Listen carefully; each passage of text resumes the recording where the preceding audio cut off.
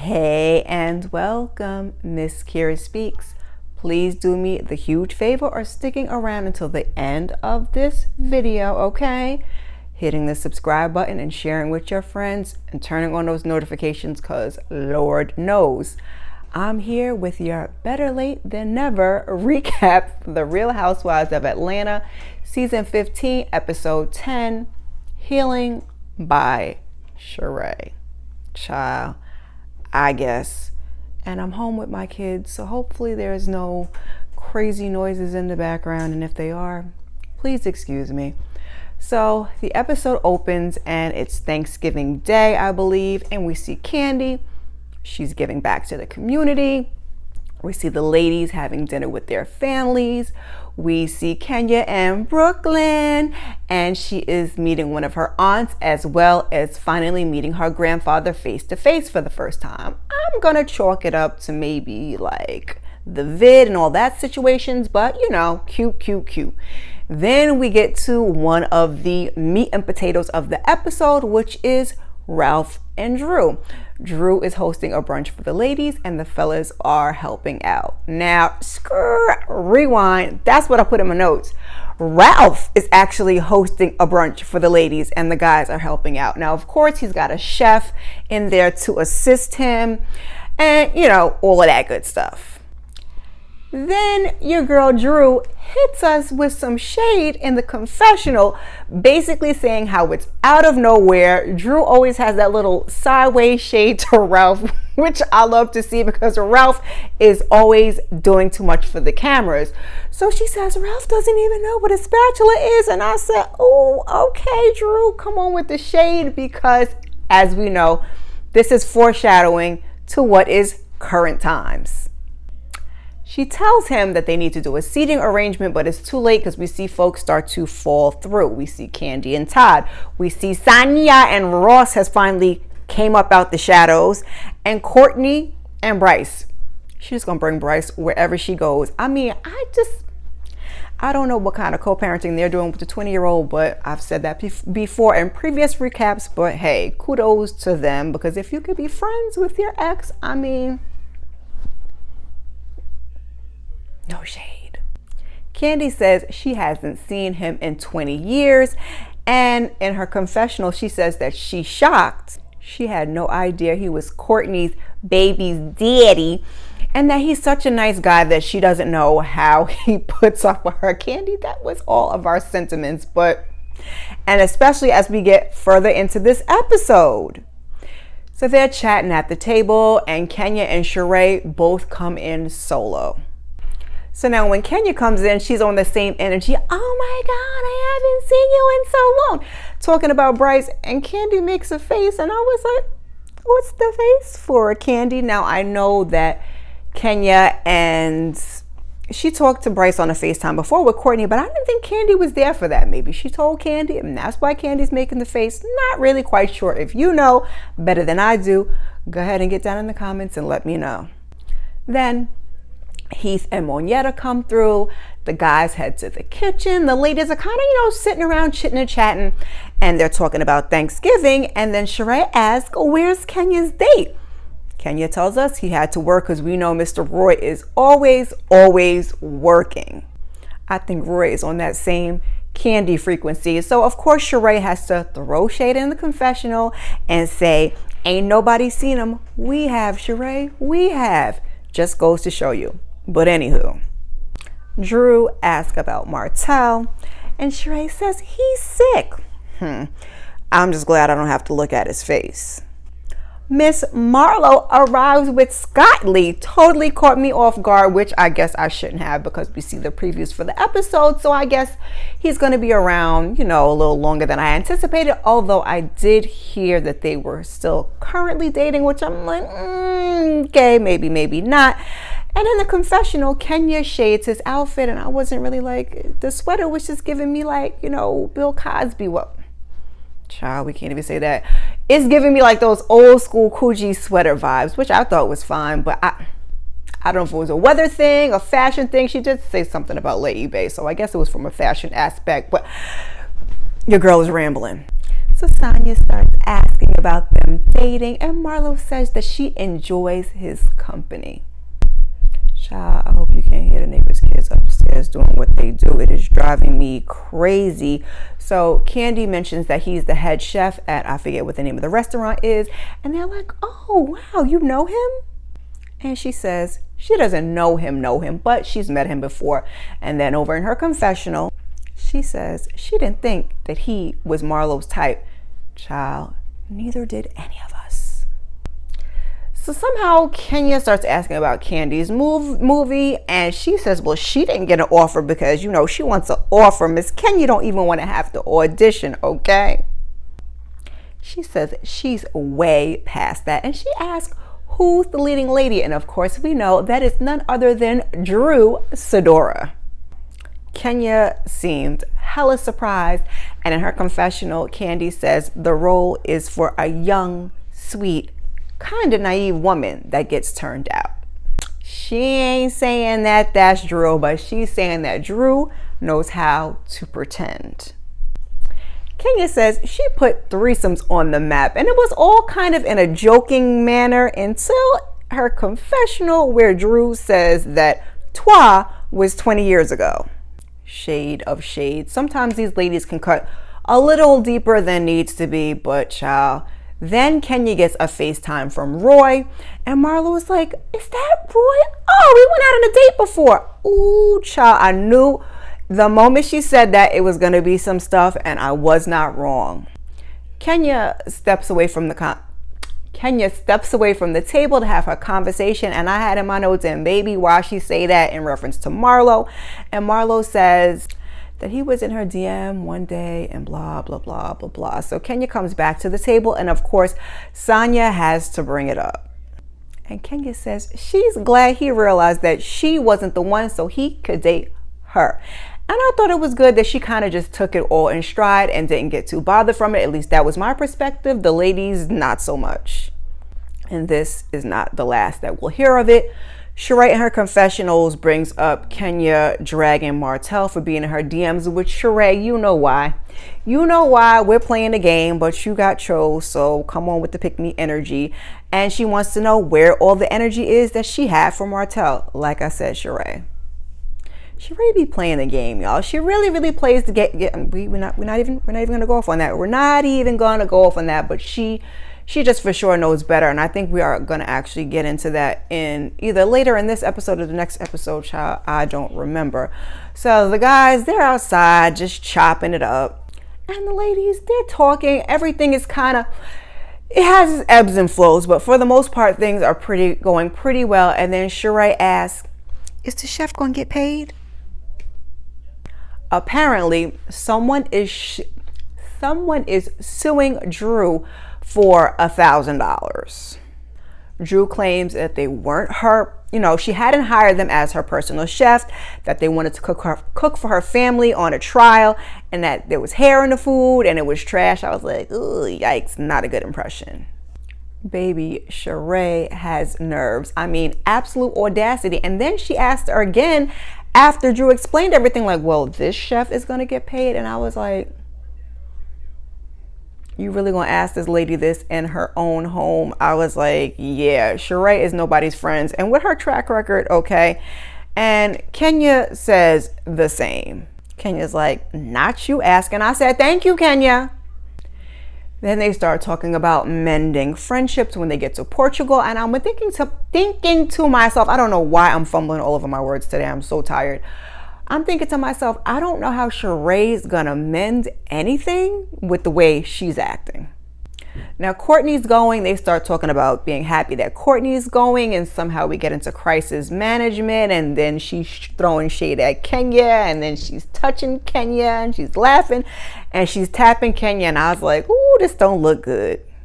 Kenya has to ask her to please stop, and this got to go in Courtney, and I thought it was going to be all bad, but Drew's like, no, it's okay. She's setting a boundary. Thank you, Drew. So somewhere in this conversation, Kandi's like, it's time to go, and she heads outside to get Todd, and I didn't know whether something had to happen or she was just over these women, because she's outside like giving Todd that rap. Wrap it up. Todd's like, you don't got to tell me twice. So then they give us, quick montages like they do of everybody getting ready. Then all of a sudden everybody's at the airport and we find out that Kandi's not feeling well and she thinks that she got food poisoning. Now, I don't think it was, because I think there was some speculation that it may have been from Drew's house, but I don't think that the Drew thing was right directly like the day before the trip. And Kandi was the only one sick. It wasn't anybody else. So I don't think it had anything to do with Drew's house. Now, I was wondering if Kandi was going to go, because I was like, does this mean Kandi's not going? Because I knew she wasn't going to be staying the whole time. Also, Kandi had missed a bunch of things up until this point, although she has, had enough airtime for me personally. But we see 8 hours later that they have arrived in Portugal. Kandi was in the bathroom. It sounds like doggone, somebody said 3 hours, but it sounds like almost the whole time. And I was like, and apparently it was coming out of both ends. And I don't know how she flew like that. Like, I don't even like to have a stomach bug when I'm in the comfort of my own home where I could use the restroom. I was like, ooh, child, Kandi is a G. So we see them in the Sprinter and they're going to the hotel and they're making small talk, and we won't, get into everything that was said. But all I know is when Sheree started talking about healing and Kenya turned her head to the window, and Sheree was like, why are you turning your head? Because Sheree, she knows, like the rest of us know, you are completely full of the cacas. So they get to the hotel and it looks beautiful inside and the rooms are up to everybody's standards. And I was giving Miss Sheree 2 thumbs up, because if she didn't do nothing right, she got this assignment right. So I think the ladies are sitting to eat and everybody's kind of FaceTiming their significant other. Monietta is on a FaceTime with Heath, and Sanya's like, oh, check on Ross. But I think Ross was out of town, so I don't know, or maybe he wasn't. I don't know. I forgot. I didn't write it in my note. But what stood out is Drew tells him to check on Ralph. Ralph is out of town in Vegas on a business trip, and the ladies are like, I was right there with him. Vegas? Kenya asked if she's worried, and apparently Ralph is there trying out for some chocolate city type of stuff, because Rage, that was the director for the video, child, everybody was like, it was silence. Everyone was just as shocked as I was, like I said a minute ago, dumbfounded. Like, it was a hell of an awkward moment, y'all. Drew says that she'll keep them posted, and all the ladies kind of head towards their rooms to check everything out. Monietta and Drew, we see them up, like, I don't know if it's on the rooftop, but they're outside of somebody's room. It's overlooking the city, and Monietta points, oh, you know what's south of us? Africa. So Drew says she's never been to Africa, just South Africa. And then they show Africa on the screen, and I was like, Drew, Africa's not like North America and South America. Like, you never seen a map before? Like, it's literally one piece. Okay, anyway, child. So we find out that Monietta has an orphanage in the village of Big Ben. And I said, kudos to Monietta. Come on, Charity. And then Drew brings up that she was annoyed with Sheree bringing up the lawsuit at her home. And then, like I said, asking if the current chef was going to be paid, which I thought was in poor taste. But like I said, Sheree is nobody's friend, and this is where we are at, okay? Now, Miss Kandi, she needed a bath, a glass of water, and a nap. But no, she's in her room, and she's talking to Kenya. And Kenya brings up that she has a divorce court date coming up, and Kandi is like, she is sick of this long ass divorce, just like the rest of us. It's a 3-year divorce, and Kenya's basically saying she's been going through the divorce longer than she's actually been married. And then Kandi asked if it weirded her out when Marlo brought up going out on a date with Roy, and Kenya says no, like she already knew, and thank God that Roy had given her that heads up. Kudos to you, sir. Kudos to you. Over with Sanya, she wants to know what the difference is between Martel's DMs and Marlo and Roy. And I said, damn, Sanya, mind your beeswax. Like, worry about Ross, because I do believe that Mr. Martel was lying. And honestly, the way he reacted was the difference for me. Had Martell kept it cute and played cool, like Kenya didn't get ruffled, Roy didn't get ruffled, so it was a real smooth interaction. Had we gotten that, then perhaps I might have believed Martell, which Martell going Martell, but he didn't play it like that. So I can clearly see the distinction. I know everybody doesn't agree. YouTubers and fans alike, but that is my personal opinion. Kira, that's Kira's personal opinion. Marlo in her confessional says that Roy was kind of corny, so he'll be perfect for Kenya. You know, Marlo can't miss an opportunity for shade. And then we got to run down Kenya's dating history, which I do have to tend to agree. Kenya does not have the greatest history with men. Yikes. Girl, I'm right there with you. But it looks like Kenya is on a path to healing. So I am for this relationship with Roy. You know, go with the flow. Just don't rush things. So it's night one and the ladies are heading out for dinner. And they get to the restaurant and that food, baby, it looked good. I mean, the seafood, Marlo's big old steak. You know, your girl is always looking at food. Sorry. So as they're talking, Sheree says that she wants to put things on the table, and Courtney, she wants to address Kenya. Sheree had told her that Kenya had said that she felt like Courtney wasn't letting her get to know her and that she was violating her space. Now that she definitely was. So Kenya says to be transparent. She asked her to stop because initially it was fun and they were laughing, and then it became condescending and she didn't like it. To which Courtney says that she was getting mean girl energy from Kenya and that she doesn't give that to the other ladies. And Kenya says, listen, Drew, I appreciate you explaining to her that it wasn't mean girl energy, that it was just a boundary. And like I said 2 seconds ago, it was. Sometimes Courtney is on and sometimes Courtney is off. And I have in my notes that none of it is too serious, but the next episode is about to prove me wrong. Yeah. Now, Drew also says that Kandi's faces are just faces and don't take it to heart. Kenya calls it resting bitch face, which I was like, nah, not so much. But Kandi kind of does read her emotions and expressions all over her face. So Drew says to Sheree that they've come a long way. So when she was questioning her about the lawsuit and also talking about it behind her back, she felt away, and we find out that she was talking to Courtney behind Drew's back, and we don't like, say it to the face, say it with your chest. But also, Courtney is Drew and Ralph's little play cousin, so it's going to get back to her. So then Sheree brings up Drew lying about the reunion on the radio, and Drew was like, well, we already talked about that, which was totally also my sentiment. Like, you guys are here to heal and y'all are harping on something that supposedly you resolved. But Sheree keeps insisting that Drew is lying until finally Kandi chimes in. She says that some stuff was taken back at the reunion. I said, Sheree says that doesn't have anything to do with her. I said, Sheree does not like to take accountability, child. Kenya asked that they were told that they could only keep the hats. So Drew did not lie. Now, Marlo was the only one that ended up with 11 pieces of She by Sheree.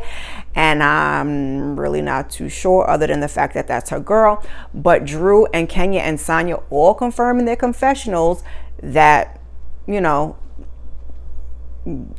they all agreed that they were asked to give things back in one way or another. And somehow Marlo's like, oh, not me. I got a hat. I got a sweatshirt. I love my She by Sheree. And child, that was the only time we ever seen whole season and probably going forth of Marlo with that daggone She by Sheree hat. But okay, girl. Drew is trying to move forward, and she's talking and she's expressing herself. Sheree is like, doesn't feel good, does it? And I said, here we go with the pettiness. So basically, Sheree is just on some get back stuff. And Drew says what I was thinking, and I might have said it before because, the brain is, how are you doing a trip about healing and you can't heal your damn self. I said, say that, Drew, say that. So Kenya says she sees them as big sis and little sis, and she feels like Drew has lots of respect for Sheree. Sheree admits that she was hurt, and Drew says that she was being vulnerable and that she wants her to acknowledge and apologize. Sheree just cannot let the ish go. Kenya is asking Sheree what she needs to forgive her, and Sanya's like, listen, let's put a pin in it. So Kenya is telling Sheree, listen, you need to do better as a host.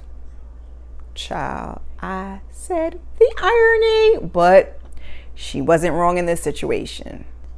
And as Sheree's talking, Drew gets up from the table crying, and Marlo tells her that she needs to make it right. And I think that was Sanya that we saw go out there and check to see if Drew was okay, and that is where the episode ends. It was okay. When I had taken these notes initially, I had not watched episode 11, and I was hoping that things picked up, but then I watched episode 11, and so yeah, we won't even get into all of that. But please leave your comments below, or just let me know that you stopped by. Hopefully I plan to get episode 11 up by the weekend, so hopefully you'll join me back here. Until then, peace.